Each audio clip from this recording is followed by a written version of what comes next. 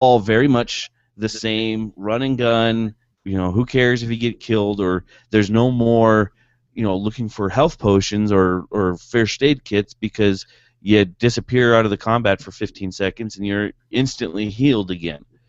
Uh, but it's a constant feel like that where there is no there's no new product out there, and if there is anything new, because it's new, it never succeeds because no one ever wants to spend the money on something they've never seen before. So it's this snake eating its own tail. Eventually, we're going to run out of the same cookie cutter gameplay, and then what are we going to do?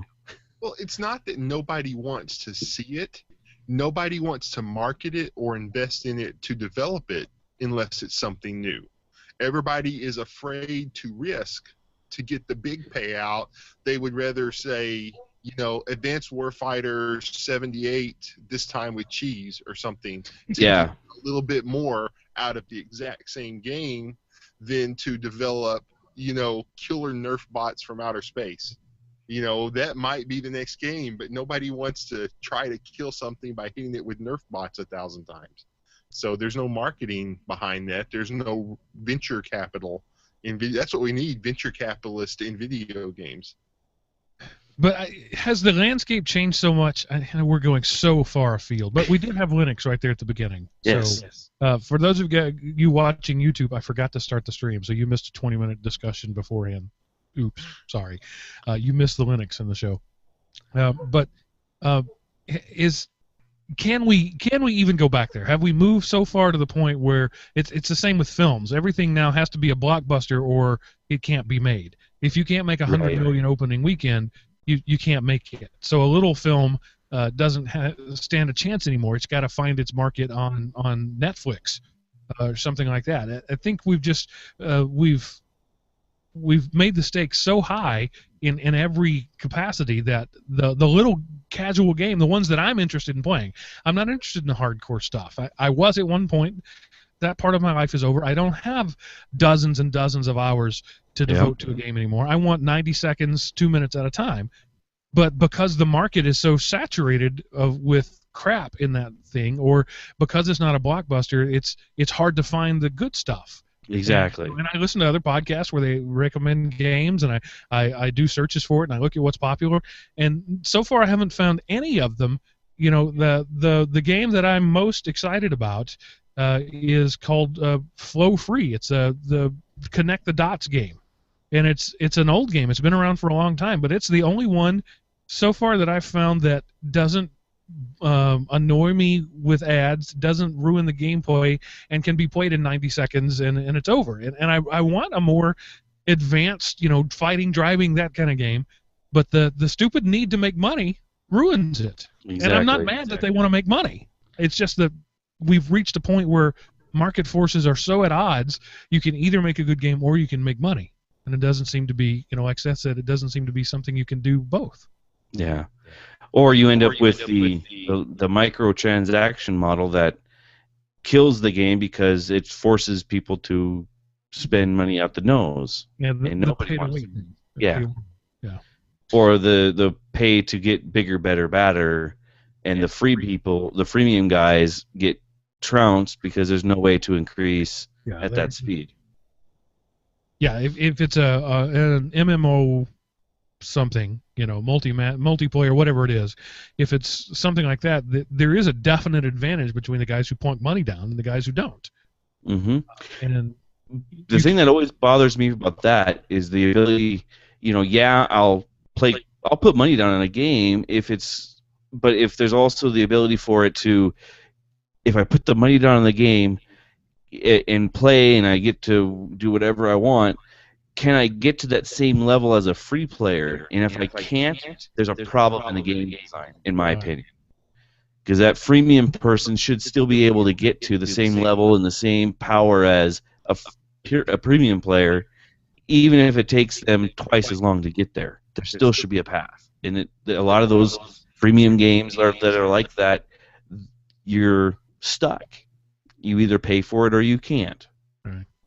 All right, we need to get off of this topic. I didn't mean to do 15 minutes on games, but audience, what do you think? Seth, you got to meet a cool guy, a member of our audience recently.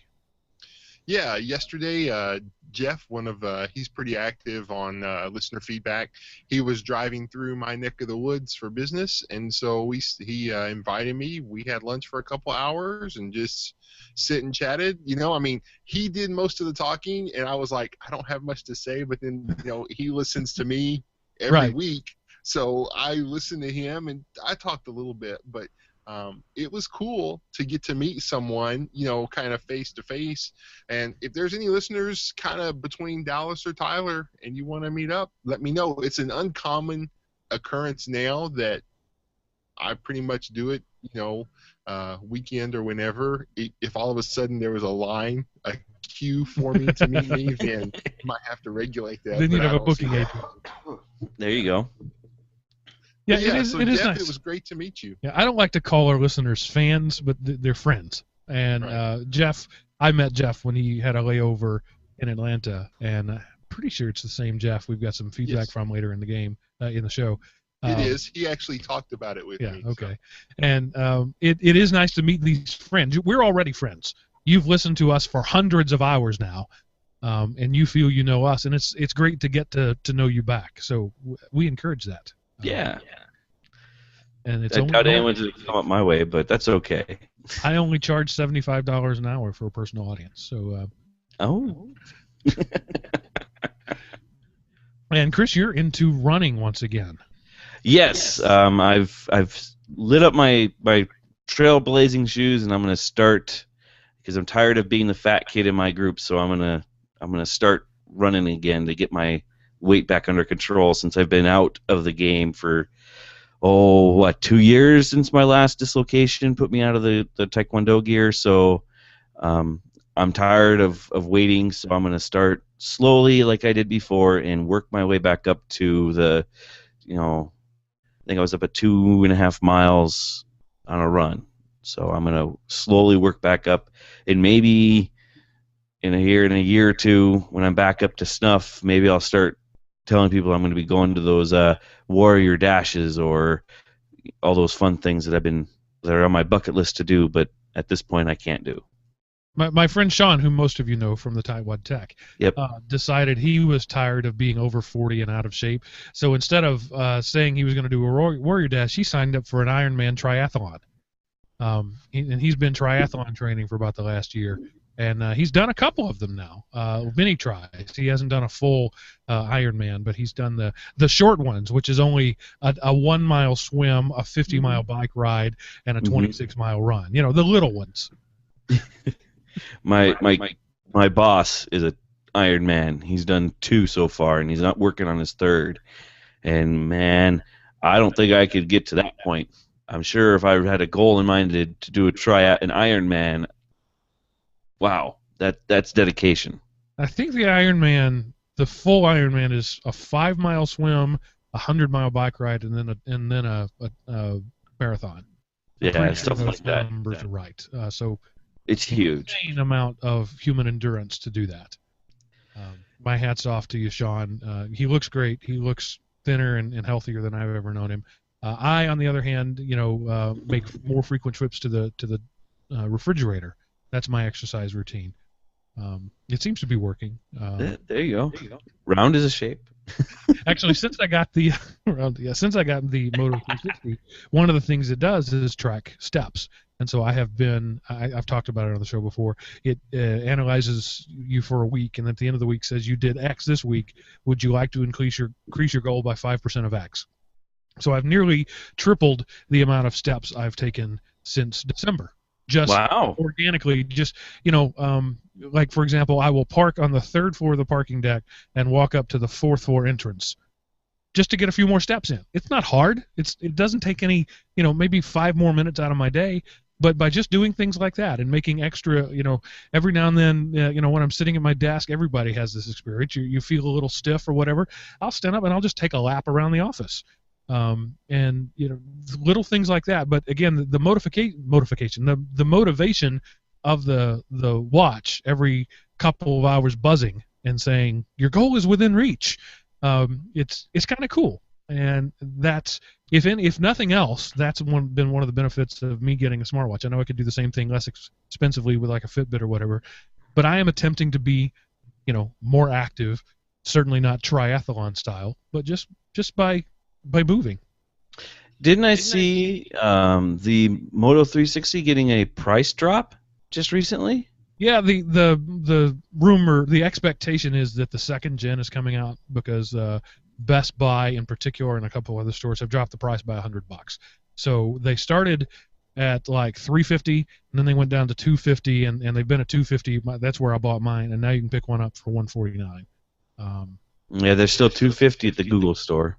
Yeah. So it just, in some places like it's I can't remember where it was, but you buy any phone, you get one for $99. So they're trying to get rid of their stock because presumably the next model's coming out. How do you like the notifications on the watch? Does that? I really, really like it a lot. Yeah. And again, it's so first world problems. I don't have to pull my phone out of my pocket anymore. But today was a perfect example. I was having lunch in a noisy restaurant with some friends after church, and my wrist buzzed, and I looked at it, and it said, "There's a severe thunderstorm 20 miles away, moving your direction at 10 miles an hour." All right, guys, it's time to wrap this up and get to the house. Yeah. And that was just a perfect example to me today. I never would have heard my phone in that noisy environment. But right. my wrist buzzed, and there was the short notification. I was able to swipe up and read the rest of it, and and we took action based on it. It turned out to be not terribly severe. It skirted us, but still, the idea was that's what I want a smartwatch for. Those little notifications like sure. that. Yeah, and it's really great. I'll have to look into it.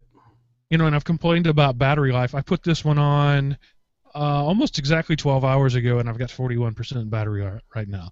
Wow. It just depends on the day. For some reason, I think I've mentioned it before, the act of driving, being in the car, for some reason, kills the battery. And I think it's a GPS thing or trying to update the location. But if I drive an hour, that same hour of sitting at my desk will drop the battery like 5 or 6%. If driving, it'll drop at 30%. I would guess because it's thinking you're shaking and you're actually exercising, so it's trying to track your.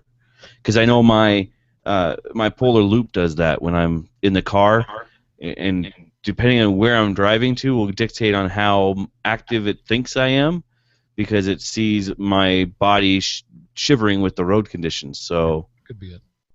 That would be my guess. So when days when I know I'm going to be on the road a lot, I take a charger with me. Not a big deal. Does it have just a simple micro USB jack? It's a Qi charger. So Qi, okay. Yeah. Sweet. I'm definitely going to look into it. Okay, moving right along to our listener feedback. First up, Jonathan says thanks. He says, "Hello, I'm Jonathan from Wolverhampton in England, and I simply wanted to say thank you for your EDL podcast. I've recently been through a bad patch, and your show has been a constant source of entertainment for me. It's good to know that there are decent people with down-to-earth, common-sense values in the tech world and in the world in general. So thanks again, and please keep it up. You affect people more than you know." Jonathan, emails like that really drive me more than you know. So thank you for your kind words. Yeah, we don't have to say much more than that. We all feel the same way.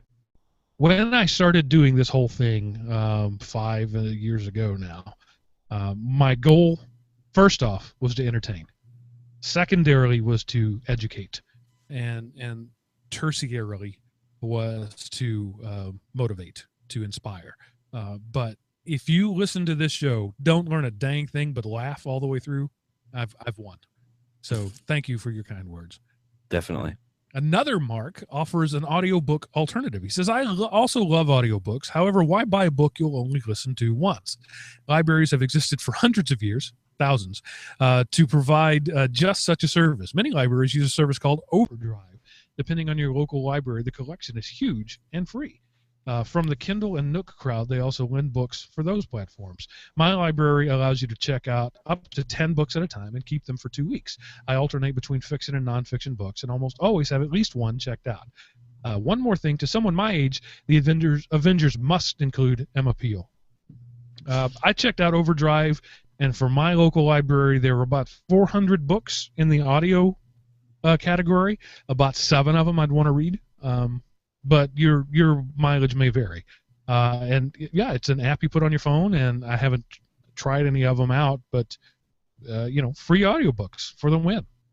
Yeah, can't complain about free books. He uses the library to check out books, audiobooks.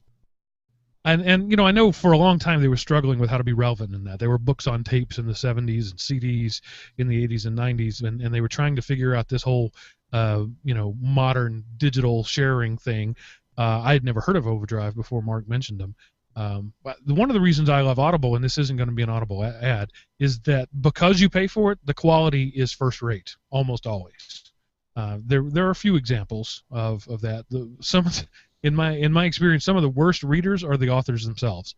But the quality can vary, but for the most part, Audible is top quality stuff, and the subscription model works for me. I get a couple of books a month, and I'm fine with it. But yeah, if Overdrive, if I had looked through the catalog and it is associated with your local library, you tell them who your library is, and that tells you what you get, and you have to log on with your library credentials.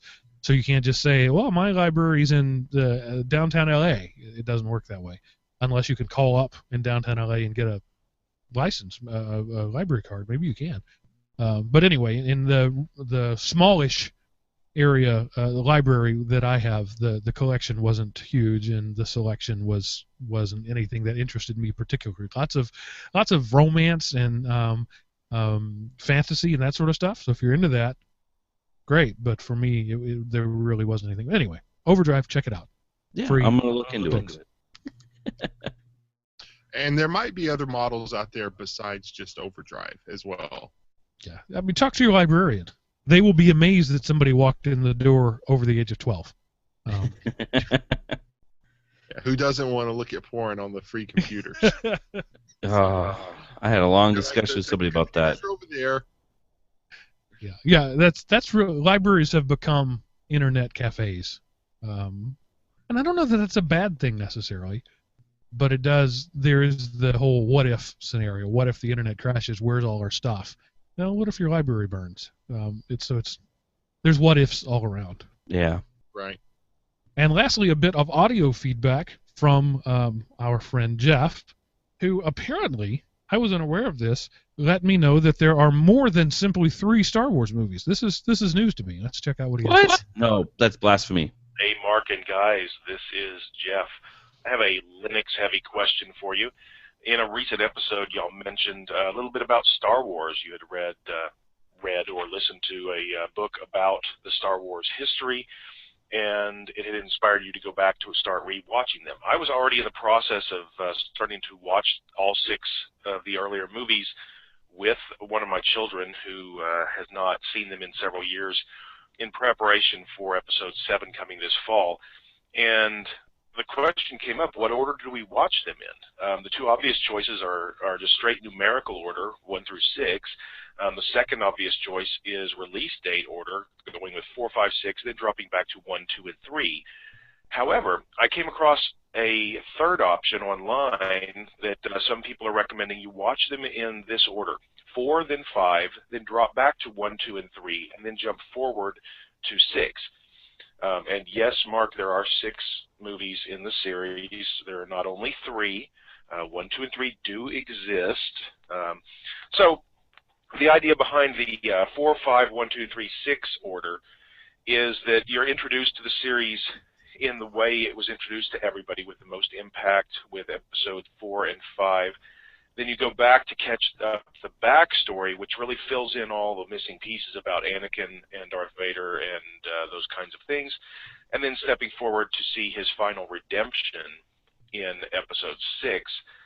And I was just wondering what y'all's opinion was, whether or not y'all had an opinion one way or the other on which order was the best to watch the Star Wars 6 movies in. And yes, Mark, there are 6.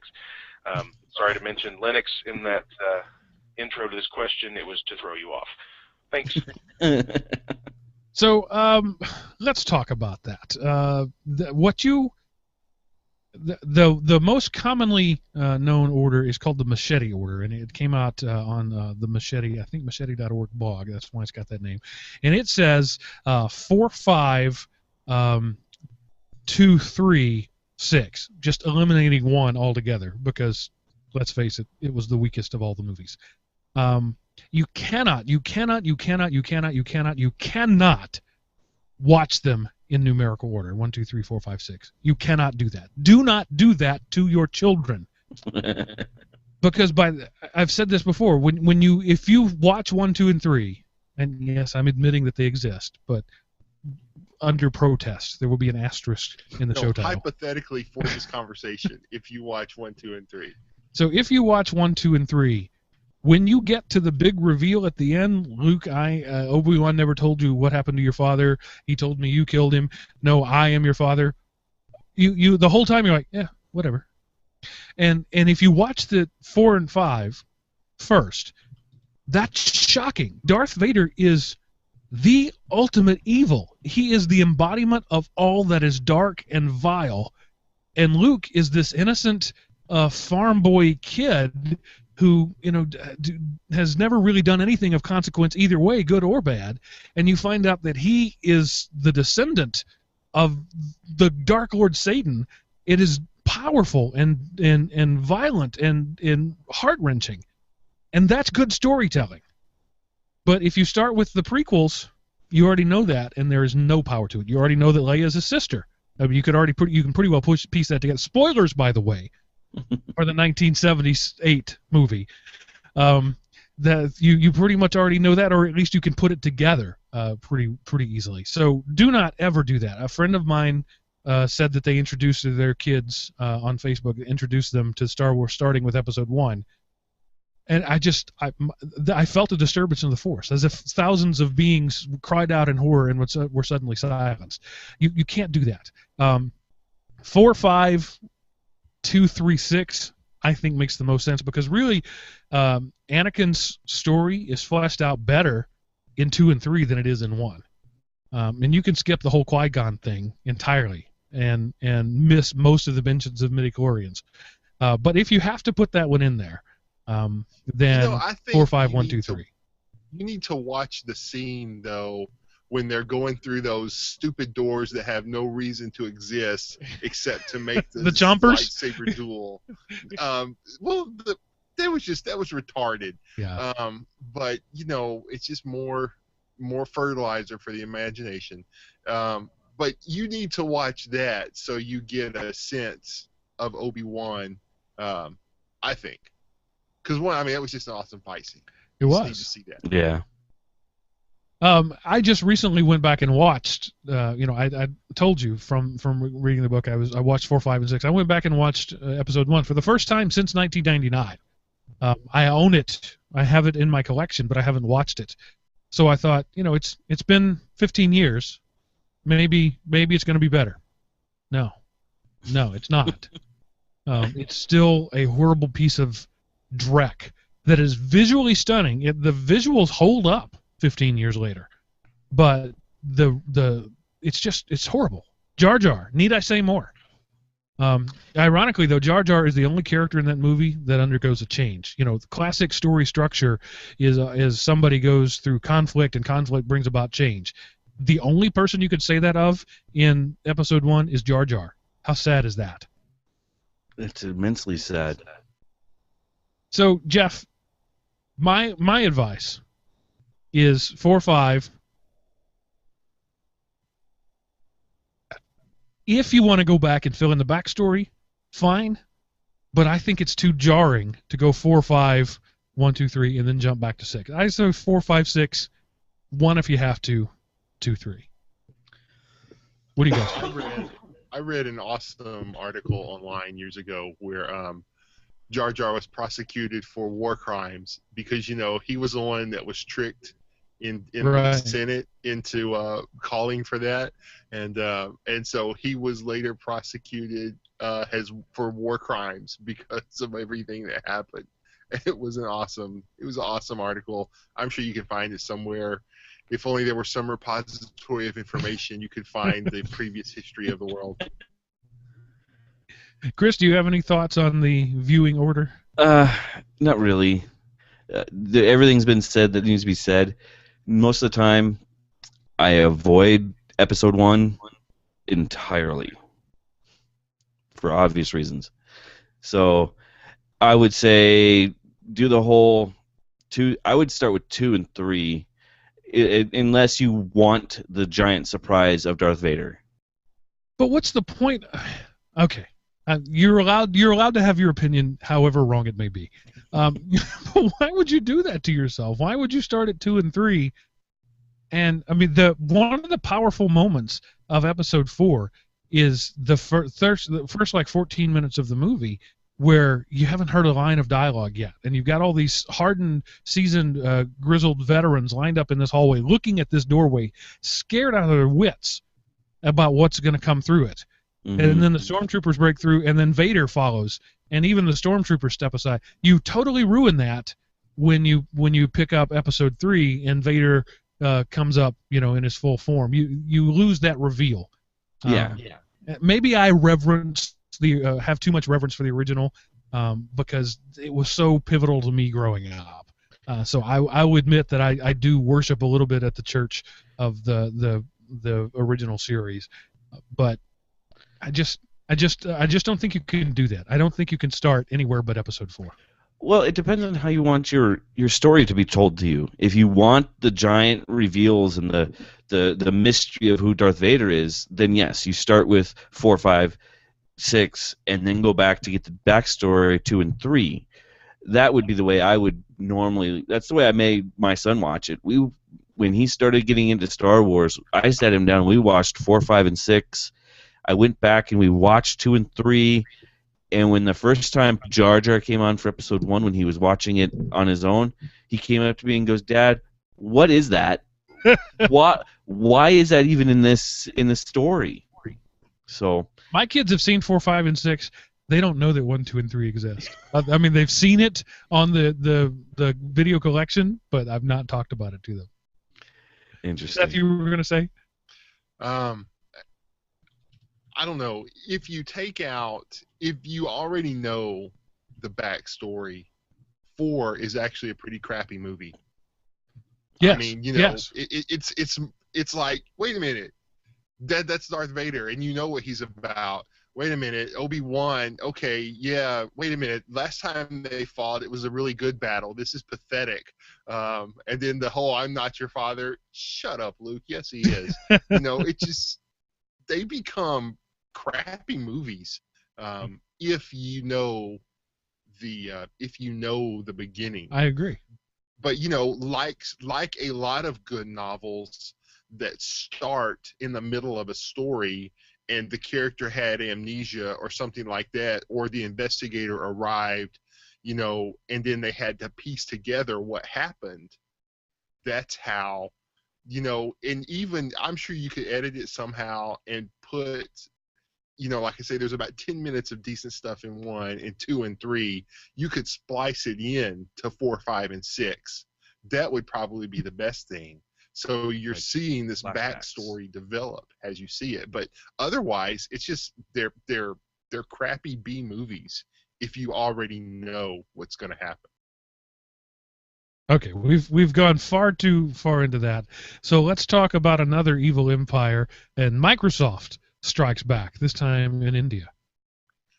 Yes, we covered before how India, they came out with this open source friendly computing policy that said, hey, you really need to give open source a try, blah, blah, blah. Well, Microsoft, they've got lawyers and they've got wads of cash and they have wads of employees in India. And so I guess it's technically not blackmail, but it's lobbying through a third party who may or may not be a wholly owned subsidiary or a subsidiary that depends on you for 99.87% of their existence, and basically got that statement, the Indian government statement on free software, to kind of be watered down to just say, it basically now says, we need to use software. You need to use software on computers. So yeah, so we covered it before, how it was a big day for open source when the world's largest democracy came out in favor of open source software.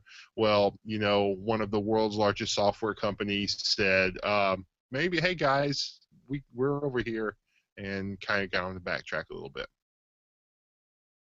All right.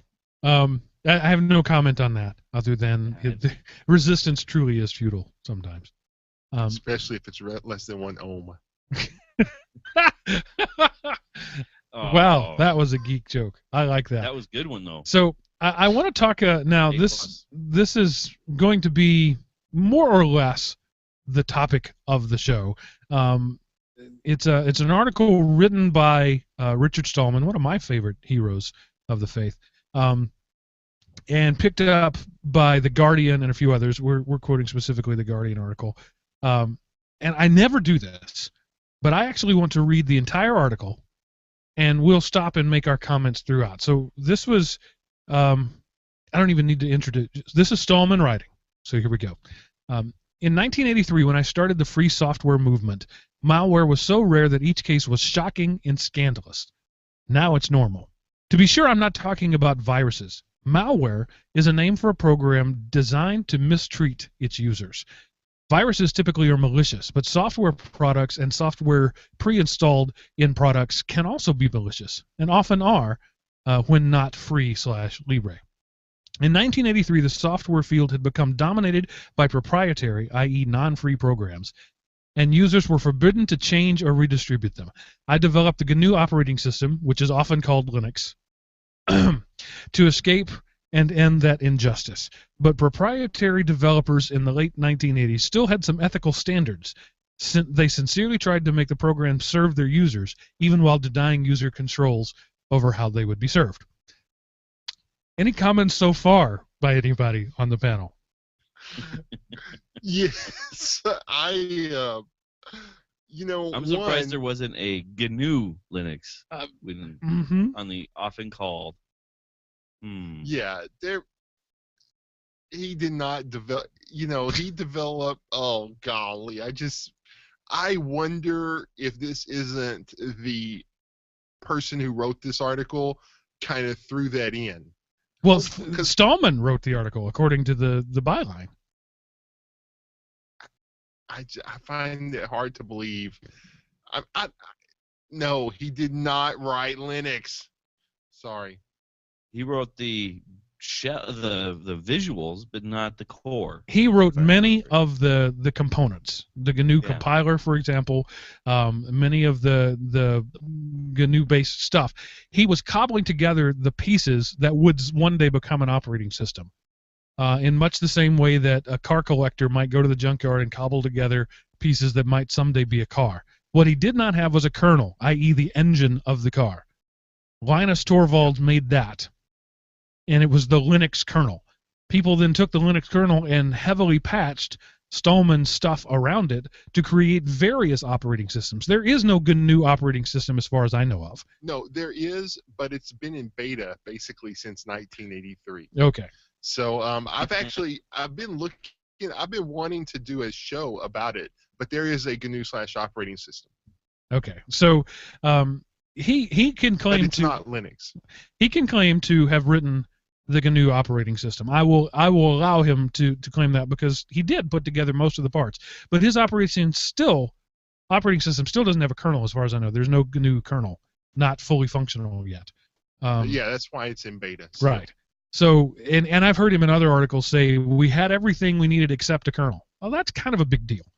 So, yes, it's not fair to call every Linux-based operating system Linux, but it's also not fair to call something heavily built on KDE GNU. Yeah.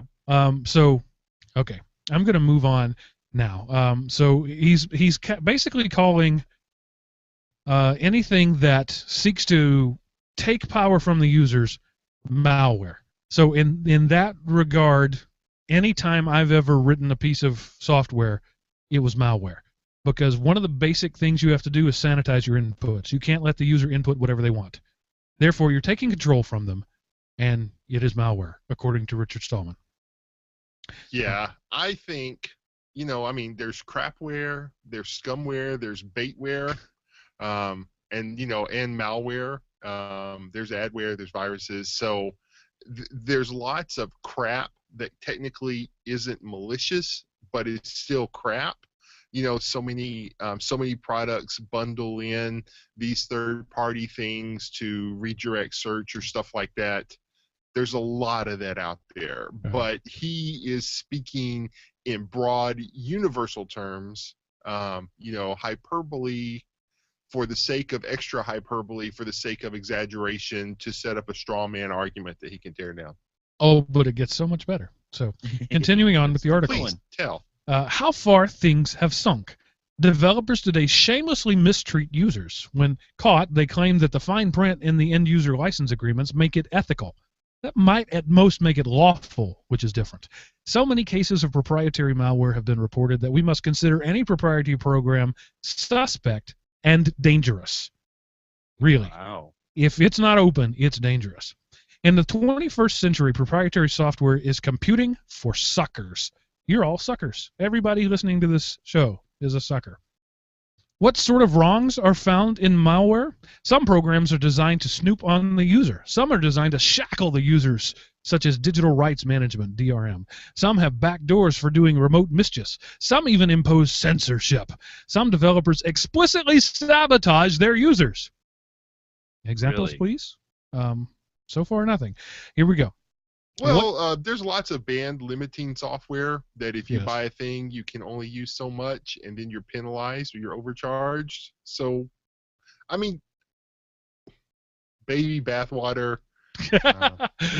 So, Okay, continue on, because he gets even more bombastic as we go. What sorts of wrongs? Oh wait, I already read that. What kind of programs constitute malware? Operating systems. First of all, Windows snoops on users, shackles users, and on mobile censors apps. It also has a universal backdoor that allows Microsoft to remotely impose software changes. It's called the Update Center, you dick, and you can disable it if you want. Microsoft sabotages Windows users by showing security holes to the NSA before fixing them. Okay, he's got a link to there to something that may or may not be true, but really, okay, on mobile it censors apps, meaning that you have to check the box to allow it to sideload. Okay, and the universal backdoor that allows Microsoft to remotely impose software changes. Yes, the Update Center. That's what he's talking about. Mm-hmm. Okay. Okay. Moving on along. No other comments.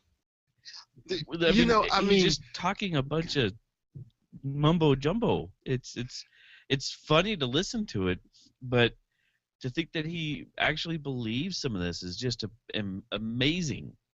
I mean, we're preaching to the choir here, but if you think about Joe User, who still thinks that your computers come equipped with coffee trays, cup holders, and look for the any key, they're going to read this and go, holy crap, I can't touch my computer.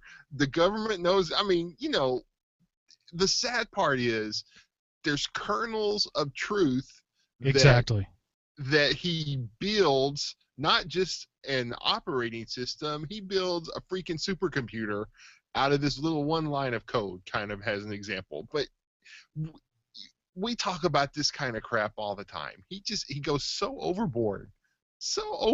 I mean, he's like at the bottom of the ocean overboard. I don't know. All right, continuing on with Stallman's article in The Guardian. Apple systems are malware too. Mac OS snoops on and shackles iOS. Mac OS snoops and shackles. iOS snoops, shackles, censors apps, and has a backdoor. Even Android contains malware in a non-free component. A backdoor for remote, forcible installation or deinstallation of any app. This is true. Android can remove apps that have been known to be malware. They have done it, and they can continue to do it. Because they own the store. They don't own the operating system. They own the store that you can, by the way, take off of your phone if you don't want it. Yep. And here's the thing. The internet is so interconnected that if you don't know and you load your machine up with crap, your machine then turns around because it's being programmed to spew forth crap and cover the great digital landscape with yards and yards of manure. And so you have to take some, it's much like if you lived in a city, like, for example, let's say you lived on the 50th floor of some high-rise and, you busted out the window and you were shooting at people just randomly. The police are going to come and cause you to stop shooting with force. That's an infringement on your freedom, Seth.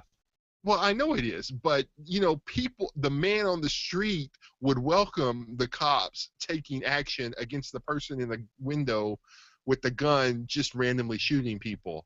And digitally, that's what's happening. And since people don't know and don't want to be informed about security, there has to be some method to make other people secure.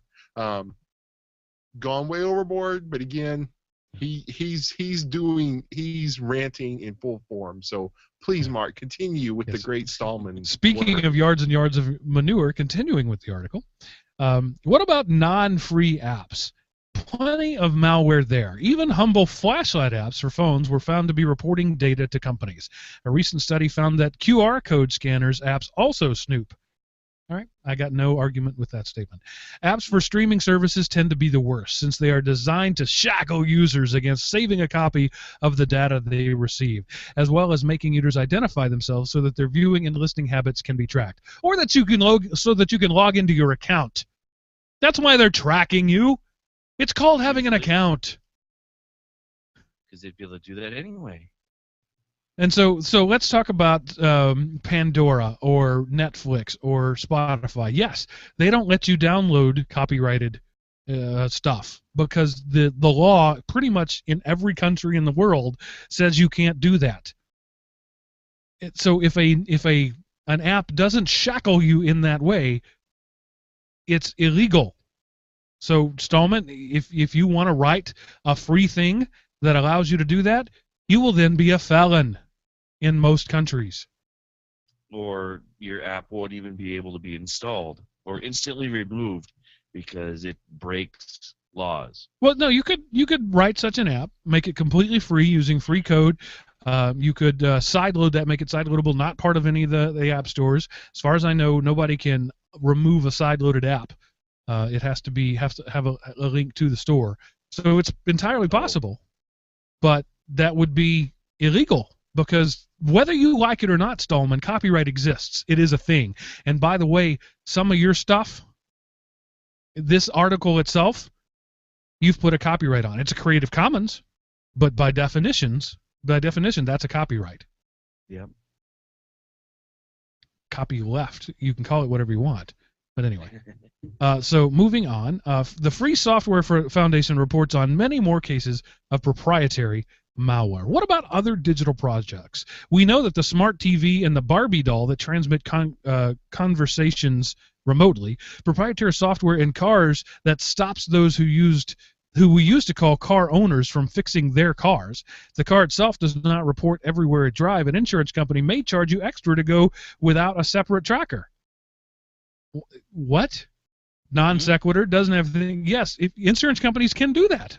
And you cannot have that insurance. That's allowed too. As far as I know, most of the major companies offer some sort of tracker app that you install in your car, and they call it a safe driving discount. Yep. I don't know that all of them do, but a number of them do. And it's entirely voluntary. Yes, they may charge you more without it, but that's called having a discount for it.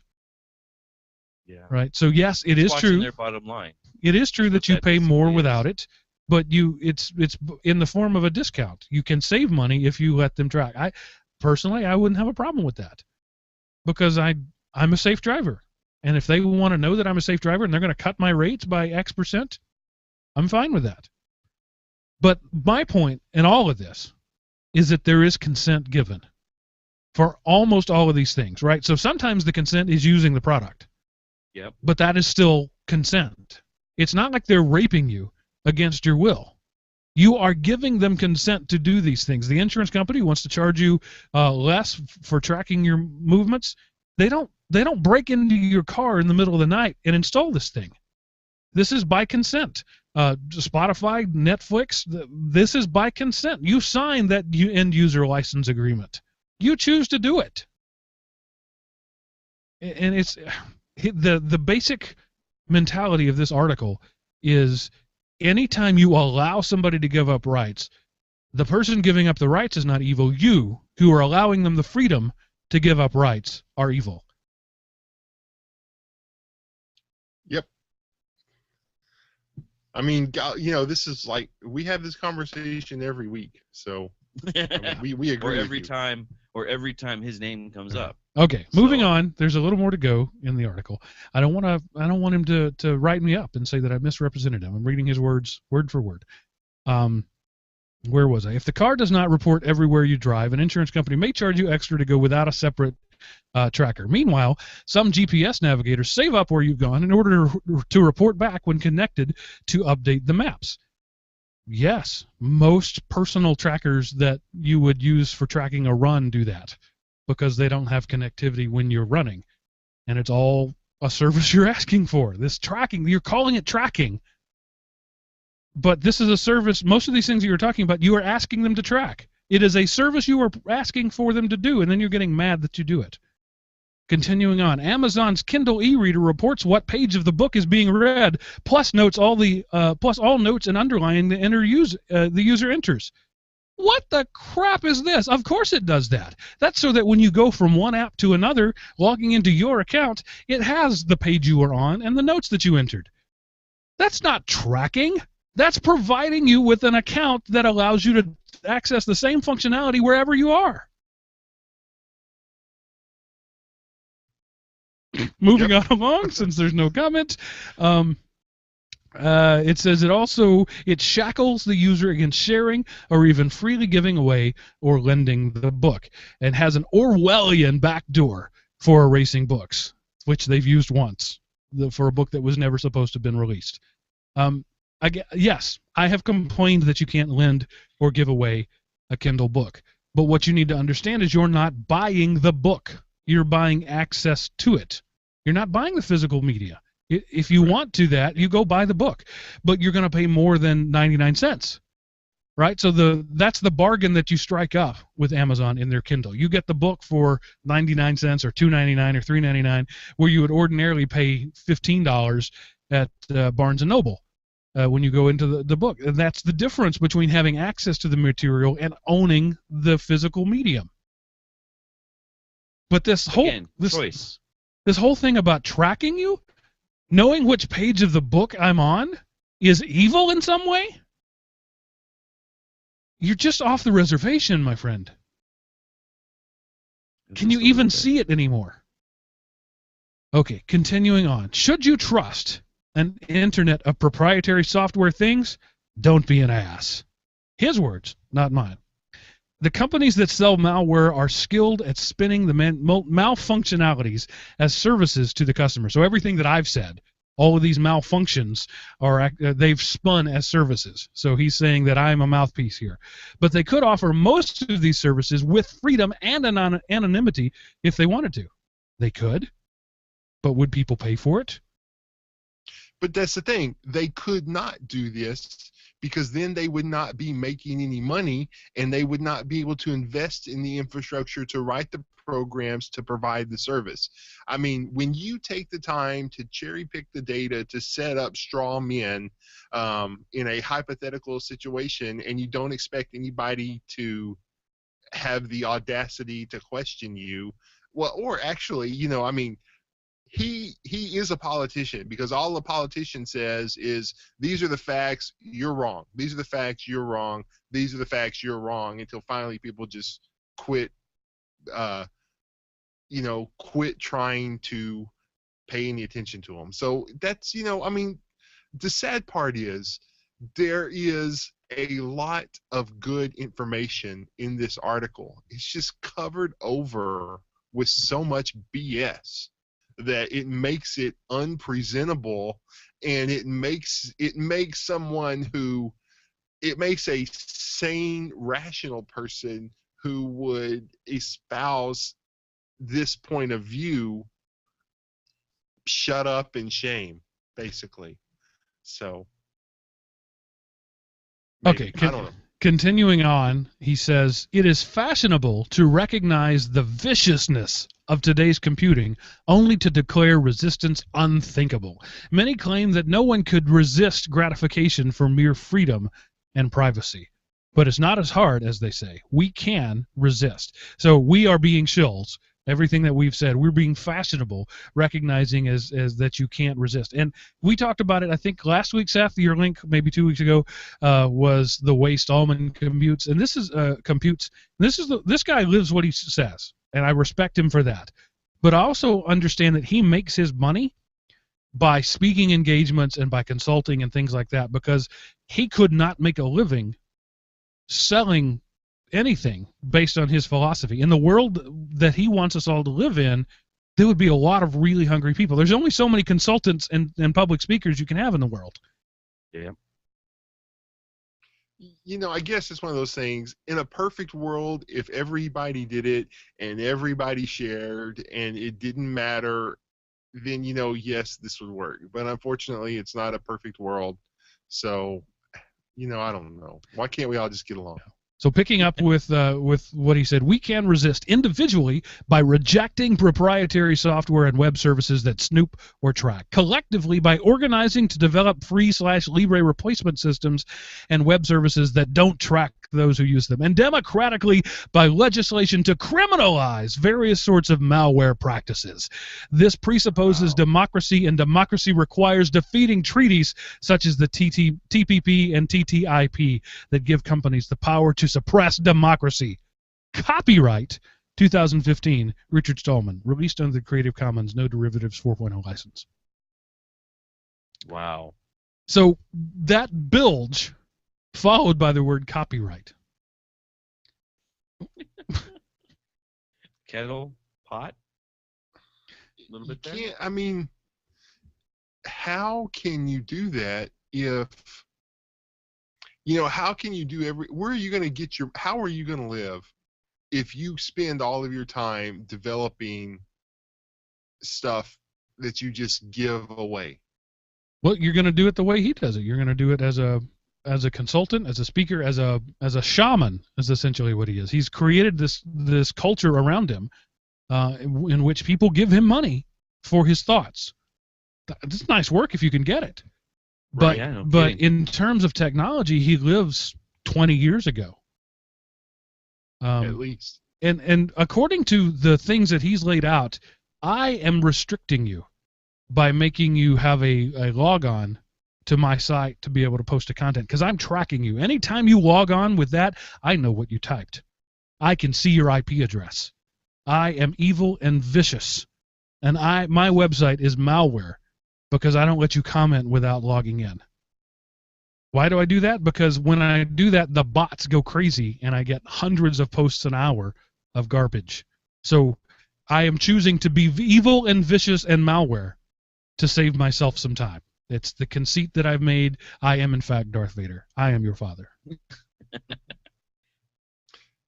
You're not my father. It's just such layers and layers. I mean, I don't understand how he can be on that far of the scale and actually be functional in this world. He's not. He's not. He has people that does stuff for him. He is not functional in this world. There's no way he could be. Yeah, you can't even speak the same language. You know, you can't have a conversation with him because you're not even talking the same language. I don't know how to, you know, reason and logic fails you if you seek to find common ground with him. And you know, again, I want to say we need the hairy locust-eating voice in the wilderness that I think, Seth, you put it exactly right the last time we talked about him. We need to see the far end of the spectrum on both sides.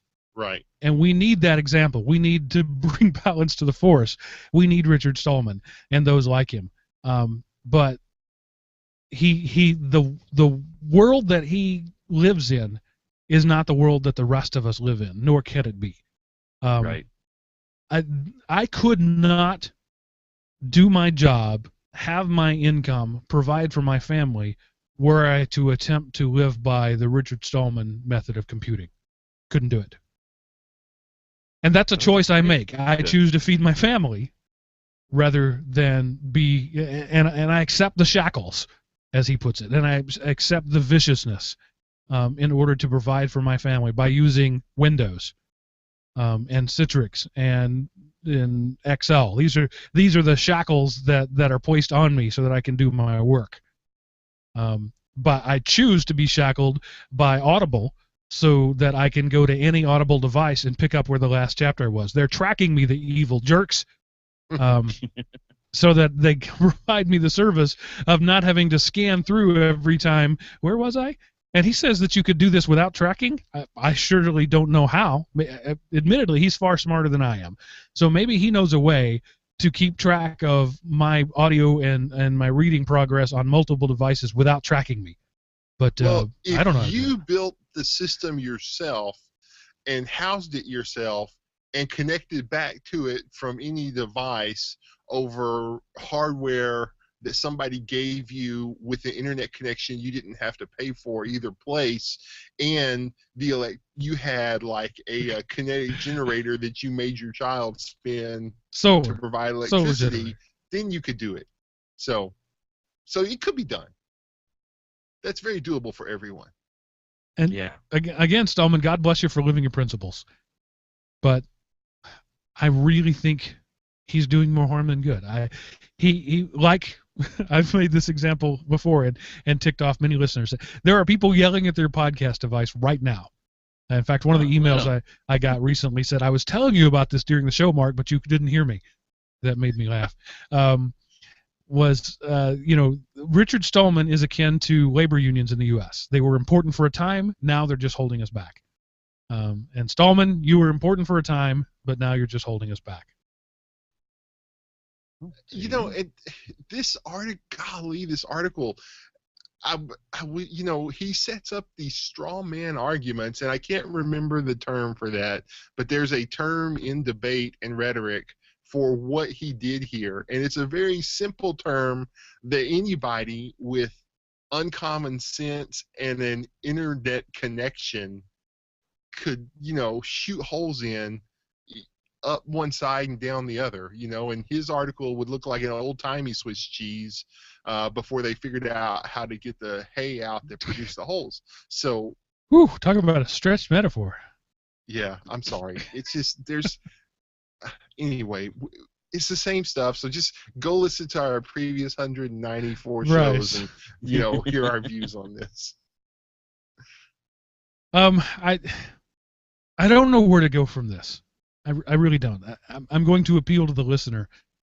What do you think? Am I all wet on this? Some of you think so. I honestly, truly want to hear what you have to say. Yes. And if, I just can't, allow, Seth put this article in there, and I read it just, like I read a lot of the stuff he puts in there, and the more I read it, the more angry I got.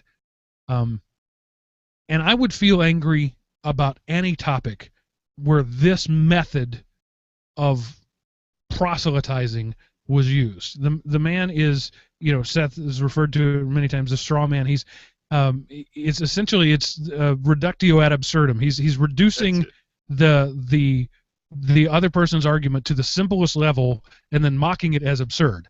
But he's telling the truth in the most absurd way you can tell the truth. And calling having an account on a server tracking, I can't argue with that. That is technically true. But it's also entirely ridiculous. And so it made me mad that somebody so smart was employing tactics that are so slimy. You're better than that, Richard Stallman.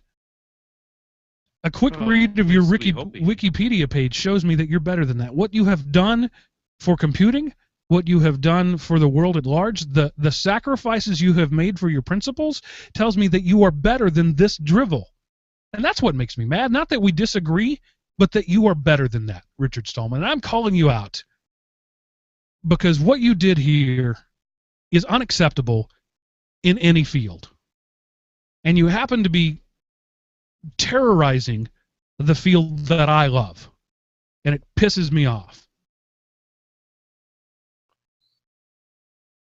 But I don't think he'll ever hear it because we don't practice open. Well, no, this is released on an MP3, so he'll never hear it. Exactly. But one of his minions might.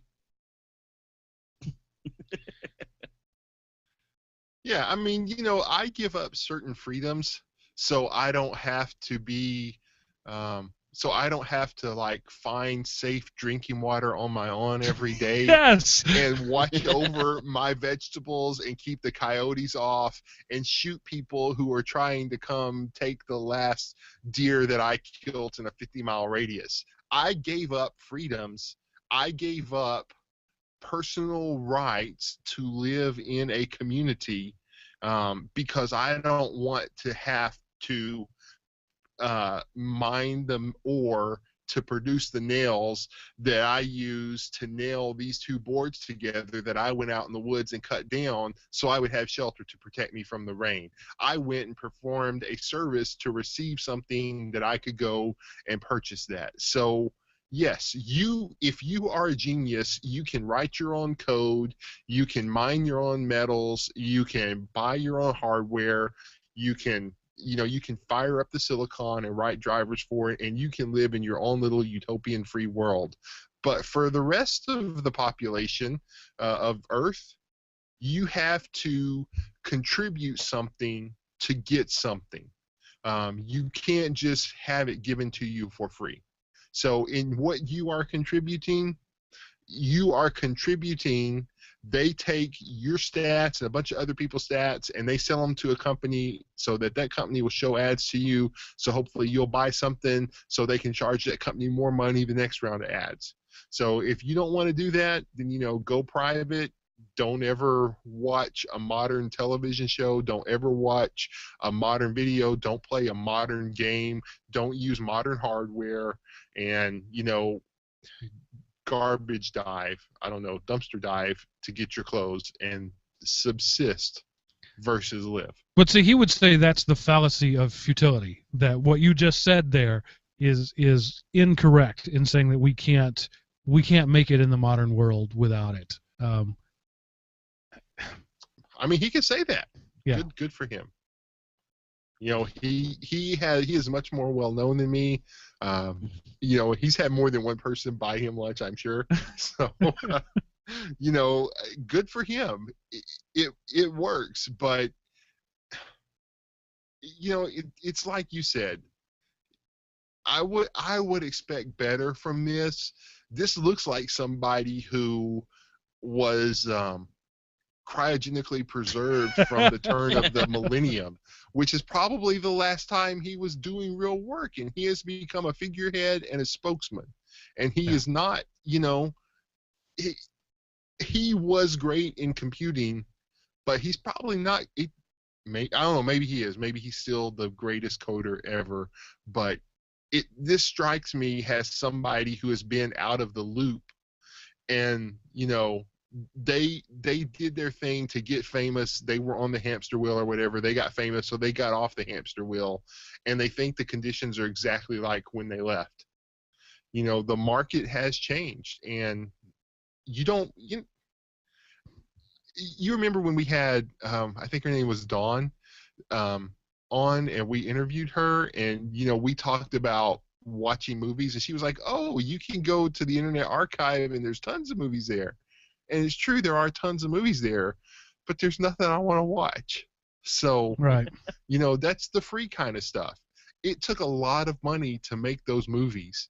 And if I want to watch them, it would be wrong for me to expect to watch them legally for free. So, there's lots of great books out there. If I want to watch them, it would be wrong to expect to be able to watch them for free or read them for free. Even a public library, most of their funding comes indirectly from taxes you pay, which is why if you live in the area, it's free for you, but somebody else coming in, they have to pay a charge because your taxes contribute to that public library. You have already paid for the service. So you would, you have to pay. You have to pay to play. You have to have something to get you a seat at the table. Nobody is just going to say, hey, buddy, come on up and sit down. You've got to ante up. And he anteed up many years ago, and he did a far better job probably than I have. But, he paid his dues. And anybody else who wants to come to the table has to pay their dues too. And this article would seem to say you don't have to. And that is why I disagree with it. Yeah, so to get to the topic, the titular topic of the show, he defines malware. Quote, malware is the name for a program designed to mistreat its users. So he's defined malware as something that mistreats, and then he's defined mistreat. Right. And when you get to define all the terms, then you can call anything malware. In his world, the Windows OS is malware because it mistreats, because he gets to define what mistreating is. And I don't remember the name for this, but he takes a term that is a known term in the technology industry, malware, and he uses that term throughout this article, but he substitutes a different definition. And so people are familiar with malware, but the definition that is used for that word every other time is not the same definition so he's trying to, and I wish I could remember what it's called, but he is trying to take that capital that was put in it and capture it for himself and twist the public knowledge of malware that resonates in society now. So malware, let me give you my definition of malware, then I think it's more widely agreed on. Malware is something that does harmful things without your permission. That's the simplest way to put it. Latin malice, bad. That's where that comes from. So a spam bot, a zombie attack. That's what we mean when we say malware. And something, just something that pops up ads over your own web page, that we call that malware because it's doing something harmful or negative without your permission. Most of the things that he talked about, the permission is given either implicitly or explicitly. So he is taking out that whole so if I write something that erases my hard drive because I want my hard drive erased, that's not malware. That's a tool. If Kindle, Amazon writes something that tracks my book reading across multiple devices within the same account, and I sign up for that because I want that feature, that's not malware. That's a tool. So malware, to answer the question that we ask, what is malware anyway? I think it has two things. It has to have a negative impact that the user themselves consider negative, and it has to be without or against their consent. What do you guys think of that? Yeah, I would say it's pretty much right. I totally agree. If you sign up, if you download an Office program and then 10 minutes later a screen pops up that says, we've locked your computer, send us 5 Bitcoins, you didn't download a computer sabotaging program. You downloaded an Office program. Right. That is not that is malware. If you downloaded a program to look at a PDF only and you didn't want to pay to be able to modify the PDF, and then you go to modify it, but your program won't let you because you didn't pay to unlock that, that is not malware. That is, you got exactly what you wanted. So, and a lot of those things walk the line that I drew by tricking you into consent. A right. checkbox that removing the check does the thing that you didn't want it to do. So that's true malware. Yeah, right. and they may hide behind the fact that there was implied consent, Like when you go to download.com and they give you all sorts of crap bundled with the thing you download, somewhere on that web page is some text that says we reserve the right to stuff crap into your program, and therefore you gave implicit consent. That's dirty and underhanded, but I don't even consider that malware, because one way or another they tricked you into giving consent. That's a jerk move, but it's not something that snuck in surreptitiously. And a careful person can avoid that 100% of the time. Would you agree with that? I think a careful person can avoid all of those. True malware is something that a careful person can't avoid. Right. Right, yeah. If you got an ask.com homepage and search bar because you clicked next and didn't read what you were clicking, that wasn't malware. That's called being stupid. Crapware. Yeah, that's. But if you can go through the menu and unselect it, but you choose not to for speed, that's not malware. You agreed because you didn't take the time to look. Again, I would call that kind of scumware. It's Right. scummy, but there's nothing. But like I say, somebody's got to eat, and we like to eat well. So if but something, when you download something, I don't know, when you go to look for online pictures of Anna Kournikova, and then your hard drive gets erased, that's malware. So. Well, which one was it that did that? Was that the I Love You virus? No. It was Melissa, I think. I don't remember. I don't either.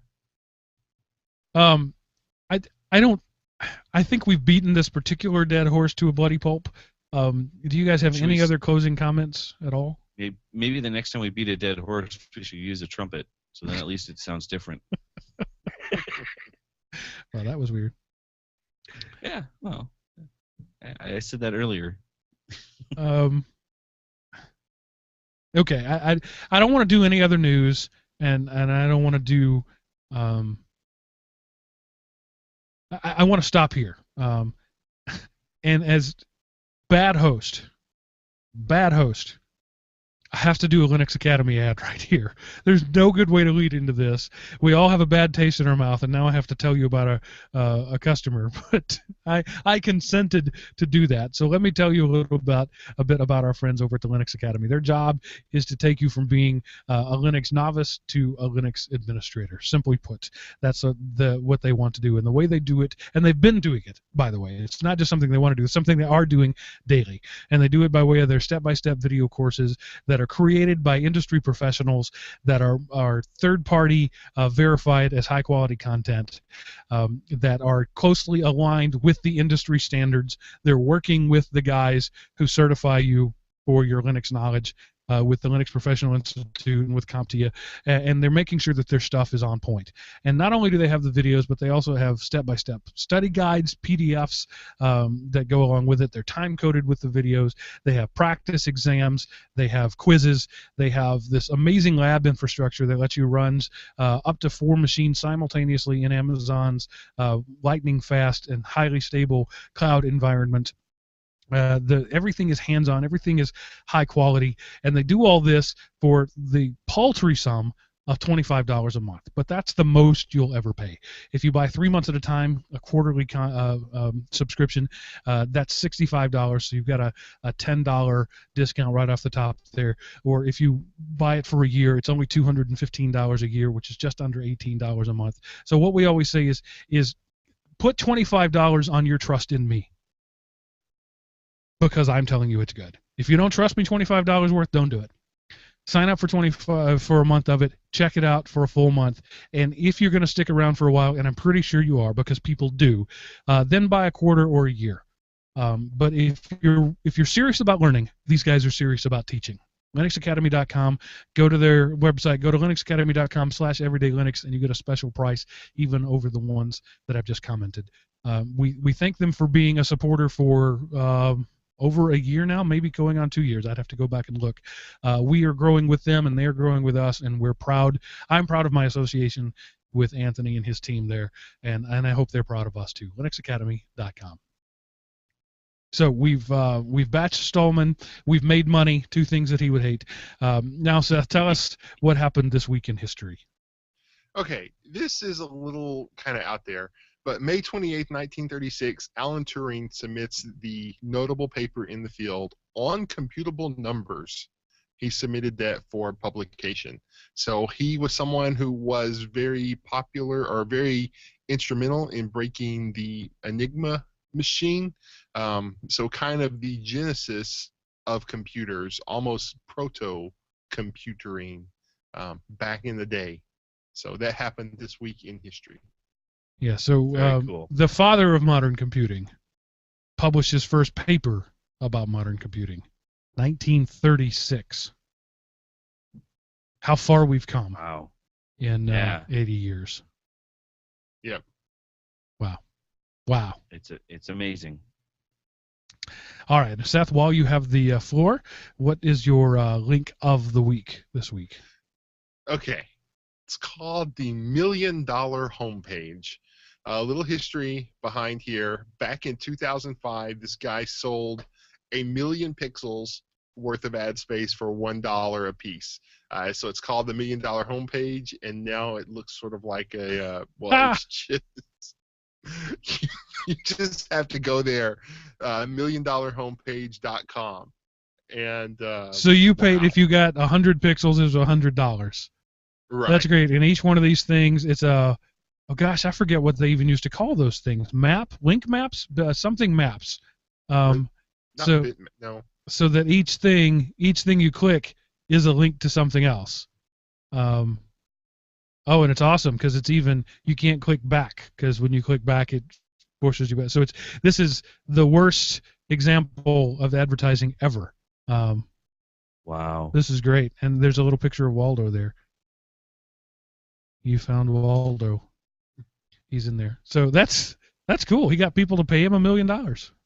That's So awesome. yeah. Now a lot of the links, unfortunately, are kind of dead, but the page itself still exists. And what year was this? Do you know? This was 2005.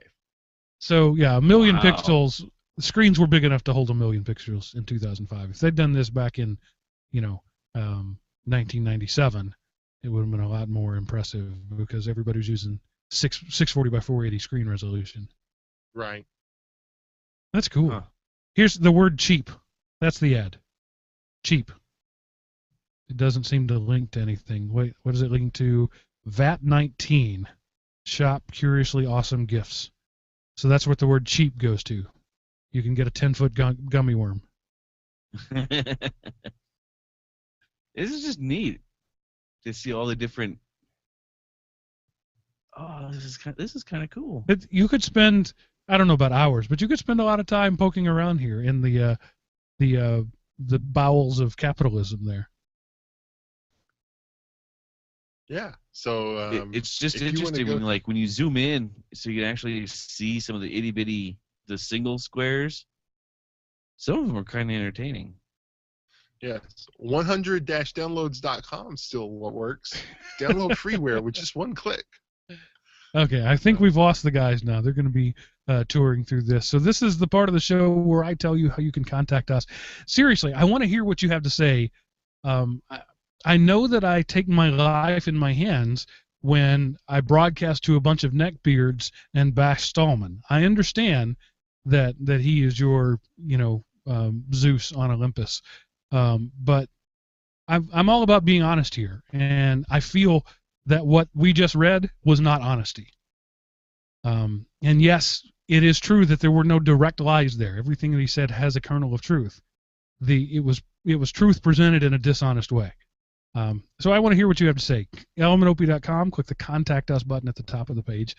Fill out the form. That will go to me and get priority in my inbox. If you don't trust that, or if you want to fire up your own MUT client and send us an email, edl@elementop.com. Or if you want to be like Jeff and have your voice heard right alongside mine, you can dial 559-IM-OPI. And I used to know what those numbers were, but I don't anymore. And that will leave us a voicemail on our Google Voice account, and we'll play it on the show. We really do love to hear from you. and not just about the lightning rod things. I like it when we can start a show with listener feedback. I like it even better when we can do a whole show full of listener feedback. So let us know what you think, and thanks for listening. If you like the show, tell others about it. Rate us, review us, click us up, vote us, whatever it is you do on wherever you go.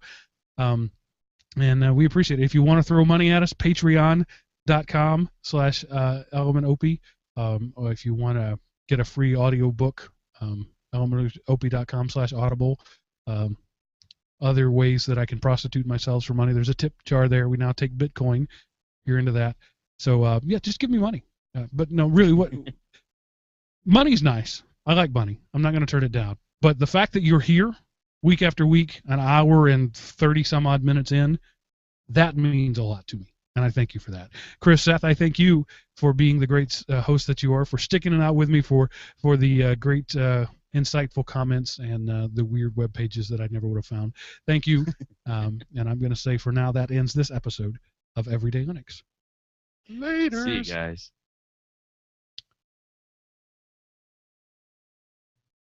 All right. So, YouTube viewers, I'm sorry that was kind of a mess. I started it late, and then I didn't realize until I went to play the audio that Chris was double audioing there, and I fixed that. So this is just a great big mess all around. So wait till December or June 3rd and go to elementop.com and download the audio file. It'll be much better. But for now, good night.